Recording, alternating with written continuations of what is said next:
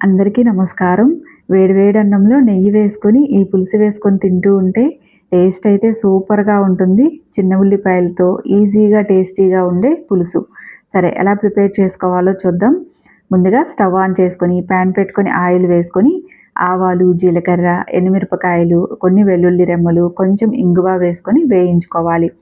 ఇప్పుడు ఇందులో మనం శుభ్రం చేసి పెట్టుకున్న ఉల్లిపాయలు, పచ్చిమిర్చి వేసుకొని, కొంచెం పసుపు వేసుకొని, ఒక చిన్న టమాటాని మిక్సీ జార్లో గ్రైండ్ చేసుకొని వేసుకోండి. అలాగే కారం వేసుకొని కలుపుకొని స్టవ్ని మీడియం ఫ్లేమ్లో పెట్టుకొని టమాటా గుజ్జంతా కొంచెం దగ్గరకు వచ్చే వరకు ఉడికించుకోవాలి. టమాటా వేసుకోవటం వల్ల మనకి పులుసు చిక్కగా ఉంటుంది, టేస్ట్ కూడా బాగుంటుంది.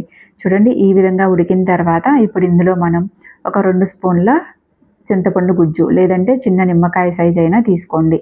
ఇందులో 1/2 లీటర్ వాటర్ పోసుకొని టేస్ట్‌కి తగినట్లుగా ఉప్పు, చివరిగా కొంచెం బెల్లం వేసుకొని కలుపుకొని సిమ్‌లో పెట్టుకొని బాగా చిక్కగా అయ్యే వరకు ఉడికించుకోవాలి. మనకి ఈ విధంగా చేసుకుంటే పులుసు చాలా బాగుంటుంది. చూడండి ఈ విధంగా దగ్గరకు వచ్చే వరకు ఉడికించుకోండి. ఇప్పుడు స్టవ్ ఆఫ్ చేసుకోవటమే.